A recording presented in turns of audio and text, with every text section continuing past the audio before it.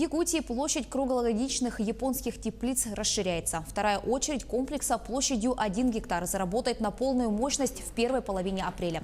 Проект реализуется совместно с японской компанией Hokkaido Corporation. Сегодня японские инвесторы посетили строительство объекта. В новом тепличном комплексе выделены по 2 блока под огурцы, помидоры и одно отделение для салата и рассады. На сегодня большую часть овощей, которые выращивают в первой теплице, поставляют в детские сады Якутска. За 2 года собрали 47 тонн урожая, а с вводом второй теплицы объем производства увеличится почти в 10 раз. И значительная часть продукции будет уходить в розницу.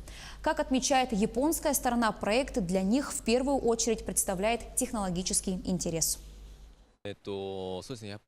Все-таки основной интерес проявляем прежде всего к технологической составляющей, которая позволяет построить тепличный комплекс в условиях вечной мерзлоты, в условиях очень сильного перепада температур и при этом сделать этот объект таким, который позволит обеспечивать местных жителей вкусными, полезными и надежными продуктами питания в течение всего года. В принципе, первый опыт оказался положительным, поэтому в отношении других нескольких проектов, я думаю, мы тоже рассмотрим такую возможность.